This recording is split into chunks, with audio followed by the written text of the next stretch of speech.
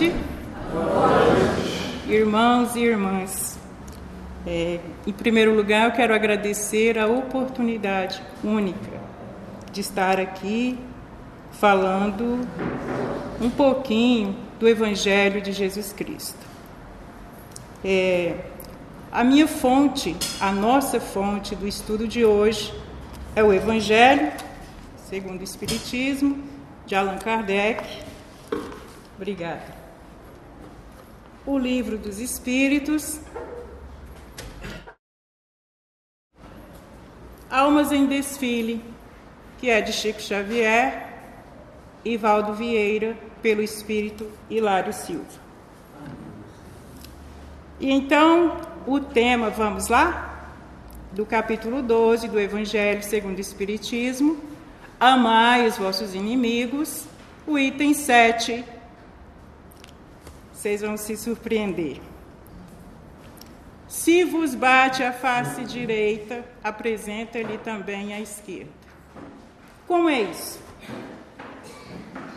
Então, naquela época, na época de Moisés, das leis mosaicas, era permitido olho por olho, dente por dente, numa época de violência.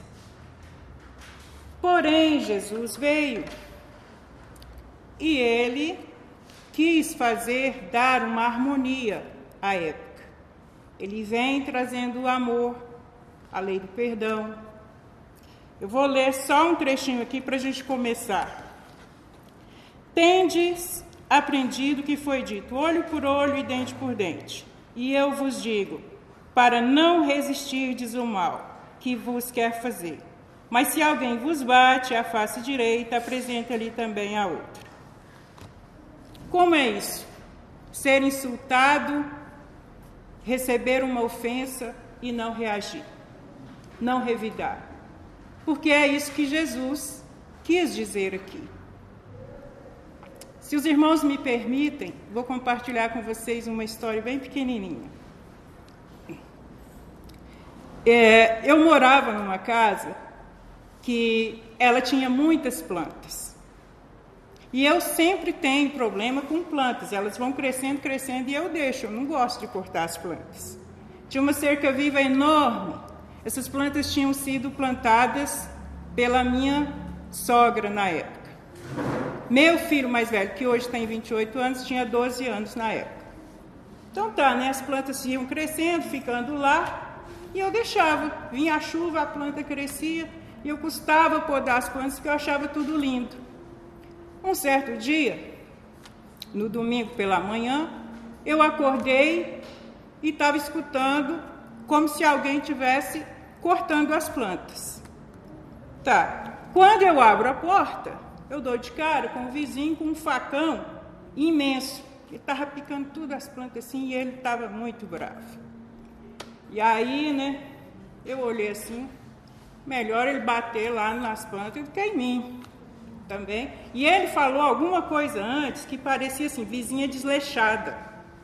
Antes de eu abrir a porta, eu achei que eu vi isso e eu ouvi outra coisa que terminava em ada também. Não quero nem saber o que foi. Aí, bom dia, vizinho. E ele tinha um semblante que ele estava sempre rindo. Assim. Ele não parecia bravo. Bom dia, vizinho. Eu estou cortando aqui suas plantas porque está invadindo aqui o meu quintal. E aí a senhora foi deixando e é de graça, viu, vizinho? Tá bom. E eu virei as costas, mas eu queria ficar de frente, queria falar, né? Pensei, mas não falei. Por que não me chamou? Por que, né? Pensei, mas não falei. Aí eu virei, dei de cara com meu filho de 12 anos. Mãe, quero dinheiro para comprar pão. Olhei, porque são 5 filhos, né, que eu tenho. Aquela renca de menino, como que eu ia brigar com o vizinho, cortando as plantas? E ele estava no direito dele, aparando as plantas de graça. Eu olhei para ele assim e só falei, obrigada, vizinho. Muito obrigada. Aí ele falou, olha, sua comida cheira demais. Hoje é domingo, eu não vou fazer almoço. É de graça, mas se você puder me dar um prato de comida na hora que você fizer o almoço. Aí eu pensei comigo, aí não era de graça? Tá bom. E aí, Nisso tudo, eu tenho uma vizinha, tenho, ela está no meu coração, ela morava de frente. E ela estava olhando tudo, observando tudo. Aí quando ele terminou lá, que foi para a casa dele, ela veio de lá para cá. Nossa, auxiliadora, eu estava com medo de vocês brigarem, ele é bravo demais. Você quer que eu pague para ele? Eu falei, não. Ele falou que só quer um prato de comida. Aí, pois é, então. E a partir desse dia, aí prestem atenção. Eu frequentava um centro, que é aqui na Cidade Jardim, e a minha casa era na saída de Inhumas. E aí a nossa reunião lá era terça-feira. Na terça-feira era reunião pública. E o tema era esse que eu estou falando aqui. E aí eu fui para o centro, e aí lá a reunião pública, o tema todo, o palestrante terminou, muito amigo nosso, depois ele veio me falar. Eu falei assim, tá, mas a gente fica quieto assim, recebe uma ofensa e tem que ficar quietinho? Aí ele falou assim, Jesus não interditou a defesa, mas você não deve se vingar, pagar com a mesma moeda. Porque eu estava, querendo falar alguma coisa para ele. Porque durante todo o tempo, ele ficava assim, Cerca Viva está crescendo. E ele falava com semblante, mas eu sabia que o recado era para mim. Ele falava com semblante de sorriso, mas eu sabia que a chibata estava descendo no meu lombo, para mim não descuidar, Aí a árvore ia crescendo de novo e ele passava de lá para cá. Cerca Viva está crescendo. E fazia isso assim umas 3 vezes no ano, Vivi ainda 8 anos na casa, sem revidar. Eu sabia que ele era meio bravo e ele cresceu um muro maior ainda. De certo era para a árvore, as plantas não subir lá. Então, o que nós queremos dizer? Se vos bate a face direita, nós não, o Evangelho, No caso, o tema aqui. Se vos batem a face direita, oferece também a esquerda. Não é que nós temos o direito da defesa, porque na época de Moisés podia pagar o mal com o mal, e Jesus disse não a essa violência. Já pensou se nós, todos os dias, quando a gente recebeu uma ofensa, porque a gente recebe ofensas, nós vamos lá revidar? Pessoa ofende, fala alguma coisa desagradável, aí a gente já não, eu não levo, tem vários ditados populares, assim, que eles são horríveis, mas a gente ouve muito, e nós já participamos desses ditados populares. Por exemplo, não levo desaforo para casa, muitos de nós já falamos. Criança pequenininha, muitas vezes, muitos de nós lá atrás, se você apanhar na escola, se você for agredido na escola, quando chegar aqui em casa, você apanha de novo. Muitos de nós já fizemos isso no passado. Aí nós vamos ter um adulto pacífico, tranquilo na sociedade? Nós vamos ter aí um adulto que consegue entender a mensagem de Jesus? Infelizmente não. Por quê? A mensagem de Jesus é clara, que nós não devemos pagar o mal com o mal, e sim pagarmos o mal com o bem. É difícil? Mas vou contar a historinha agora do Almas em Desfile.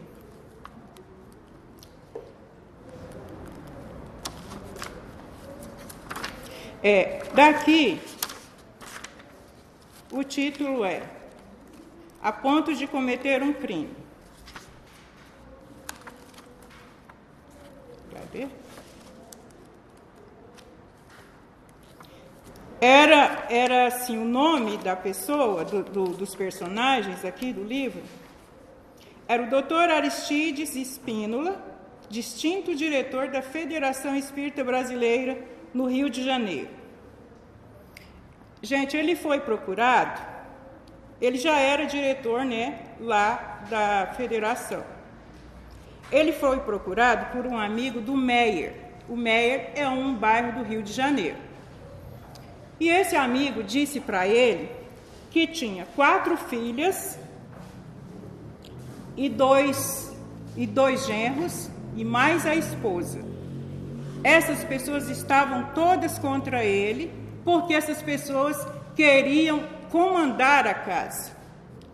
As filhas, a esposa e os genros queriam comandar a casa e ficar no lugar dele, comandar as empresas e tudo. E então, ele disse assim para o senhor Aristides lá, que ele estava a ponto de cometer um crime. Ele pensava em matar um dos genros. Mas como ele já estava conhecendo a doutrina espírita, ele disse assim que precisava de uma orientação do doutor Spínola, que era muito humilde e sereno. E o doutor disse para ele assim, a receita para todos nós: evite a discussão.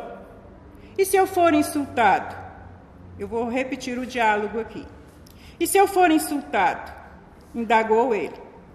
Conte até 60, sem responder.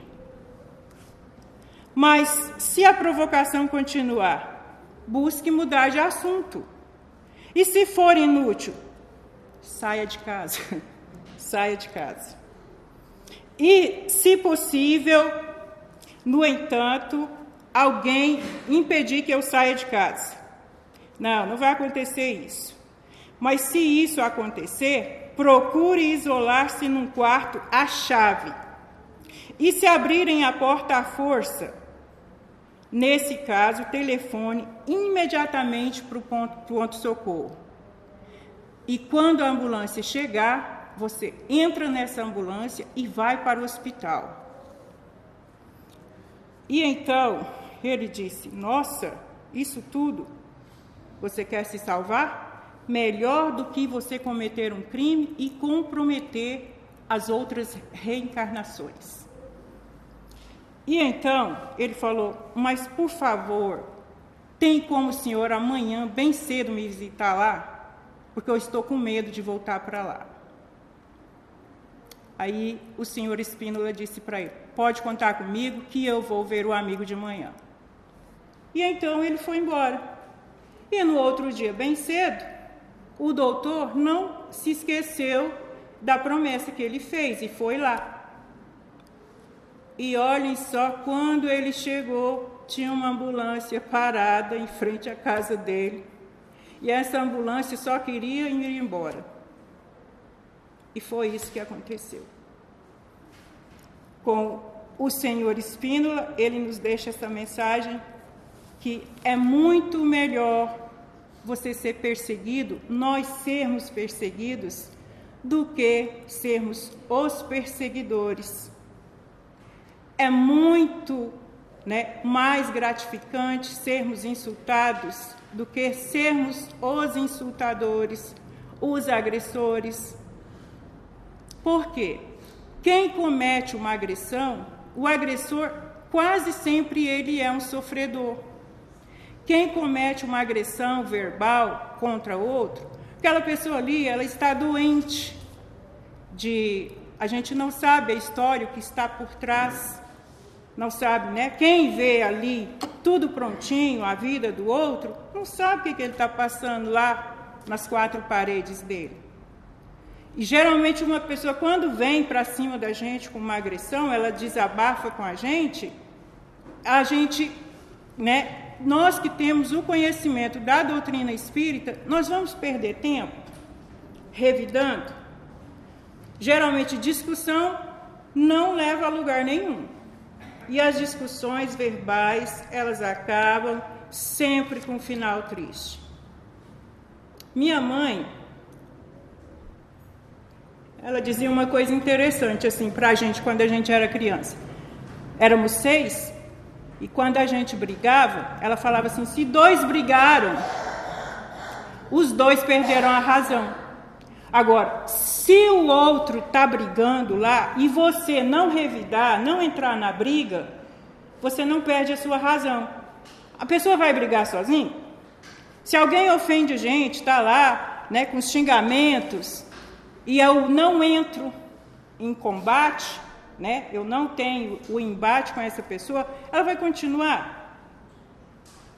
Nós vamos falar ainda dos amigos invisíveis, dos irmãozinhos menos esclarecidos que ficam do nosso lado, de toda forma, esperando o embate acontecer.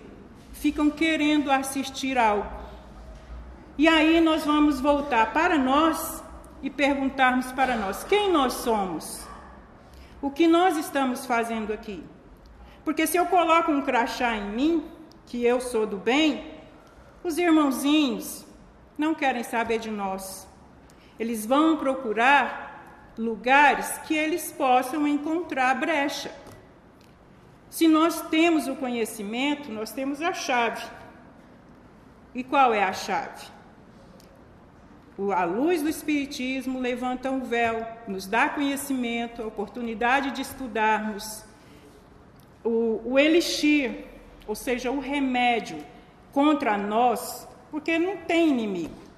O inimigo é o meu pensamento, que atrai, né? A minha falta de controle. Eu preciso me vigiar, eu preciso saber quem eu sou.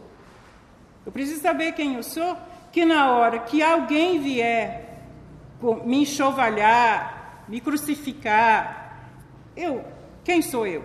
Eu estou aqui para revidar, para brigar? Quem se sente ofendido, a pessoa que se sente ofendida o tempo todo, é porque ela está ali, né, para um combate a qualquer hora. Às vezes a pessoa nem está ofendendo tanto assim, fala uma coisinha, risca um fósforo e já é um incêndio inteiro. Então, nós precisamos nos posicionar. Geralmente, quando a gente vem à casa espírita, assiste à reunião pública, participa de um grupo de estudos, participa de um trabalho voluntário, de caridade, de assistência. Quando eu faço o evangelho no lar, alguém que quer brigar vai ficar perto de mim?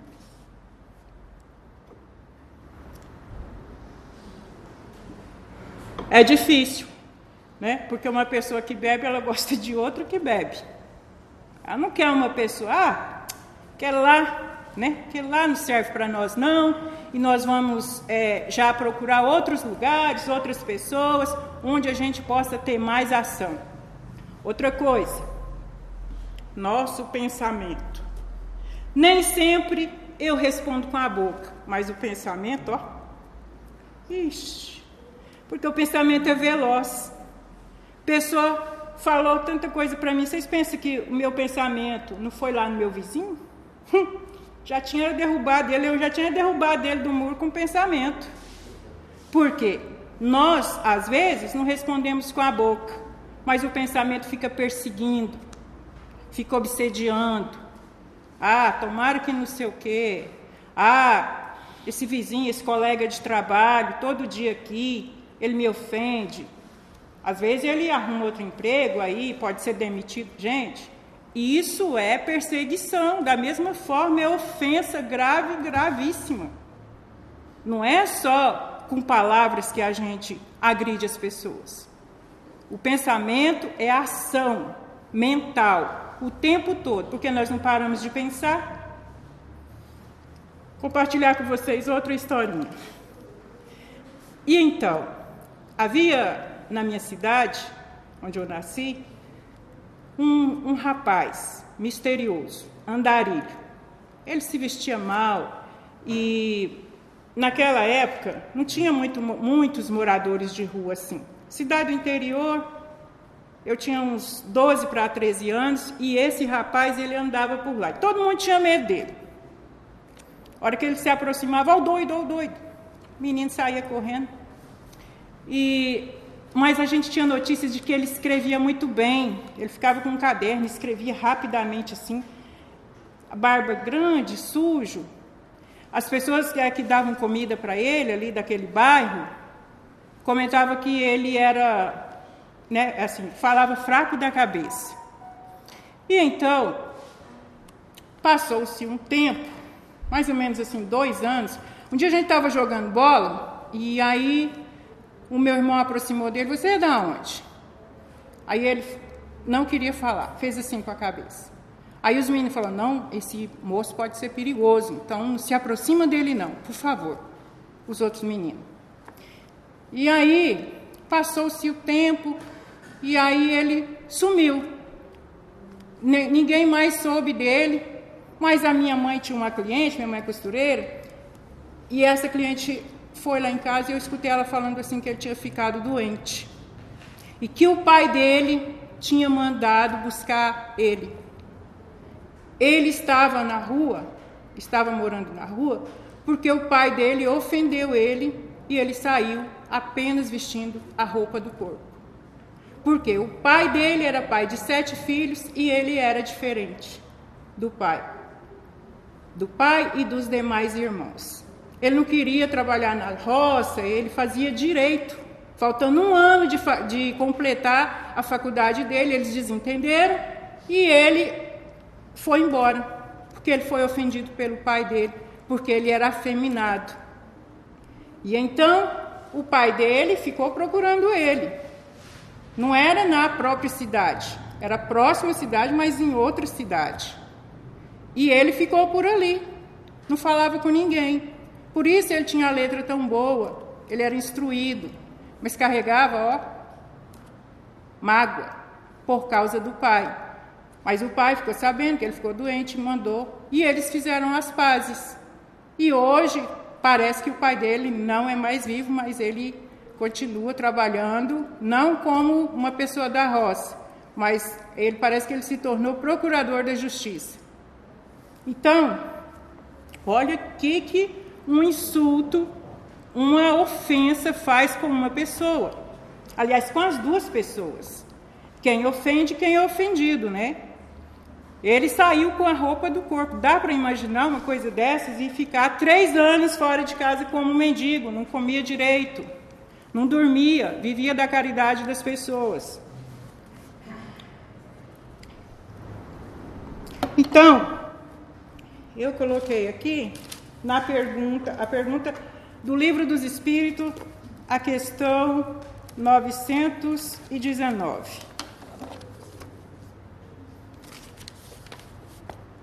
Qual é o meio prático e mais eficaz? 919, viu, gente? Conhecimento de si mesmo, do Livro dos Espíritos. Qual é o meio prático mais eficaz para se melhorar nessa vida e resistir aos arrastamentos do mal? Resposta.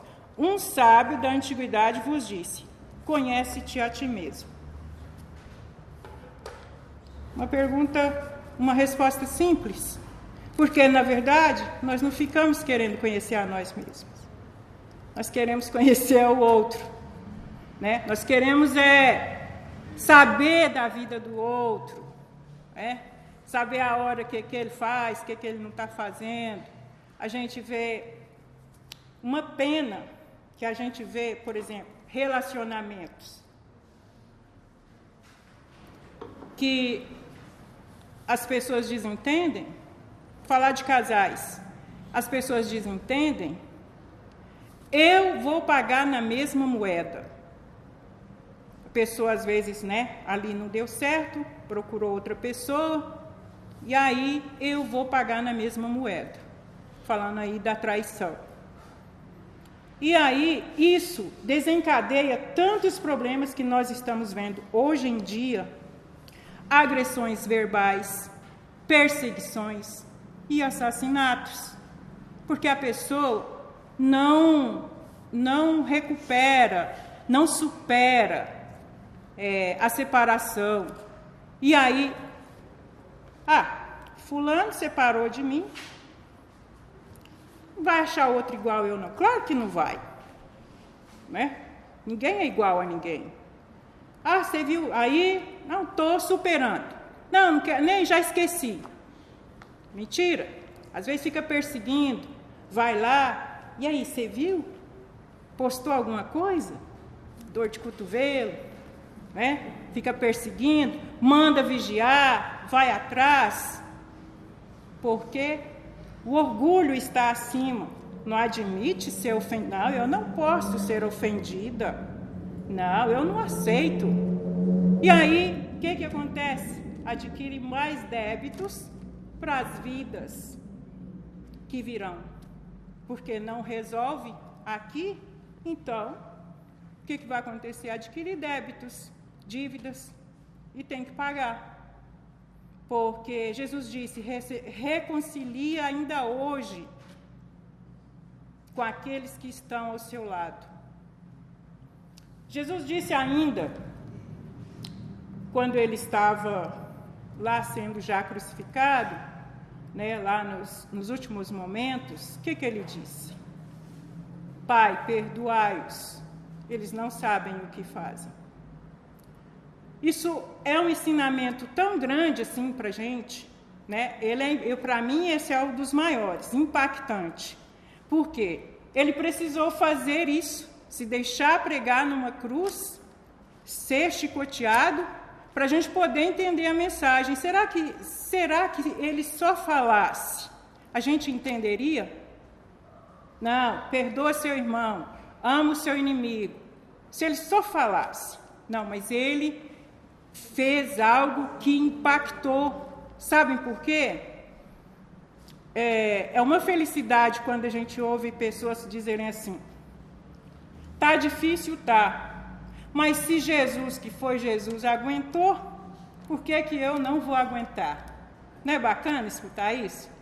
É uma positividade a gente ouvir isso, né? Porque aí a gente vê que a mensagem de Jesus, há mais de 2000 anos, quando ele veio lá na época da violência, era permitido, barbárie, né? Permitido vingança. E aí, após 2000 anos, nós estamos assimilando a mensagem de Jesus. Se Jesus, que foi Jesus, perdoou, por que eu não vou perdoar? Então, a gente fica feliz de saber que a mensagem dele, de alguma forma, ela está chegando devagarinho aos corações nossos, né? Vamos passar para os nossos filhos, nossos netos, as pessoas que estão ao nosso redor. E a gente precisa perdoar as ofensas o tempo todo e perdoar a gente mesmo pelas coisas ruins que a gente faz contra os outros.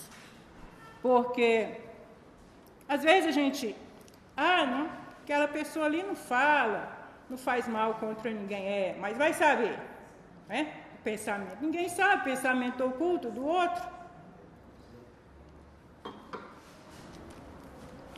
Rapaz, já passou o tempo e eu quero só agradecer a vocês pela única oportunidade.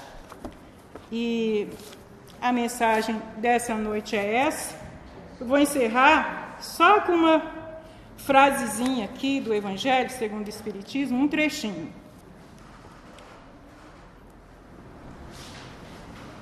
Deus que não deixa jamais o mal impune, pode dar força de suportar pacientemente os golpes dirigidos contra os nossos interesses e o nosso amor próprio. Por isso dizemos incessantemente, dirigi vossos olhares para frente. Quanto mais vos eleveis pelo pensamento acima da vida material, menos sereis magoados pelas coisas da terra. E é isso. Muito obrigada.